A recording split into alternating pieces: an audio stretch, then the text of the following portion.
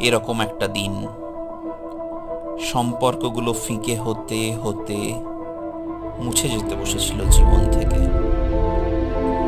ঠিক যেমন একটা আর একটা আরো অনেকগুলো শহর পেরিয়ে একদিন পিচোলা হ্রদের ওপাশে রক্তমাখা সূর্যকে অস্ত যেতে দেখেছিলাম।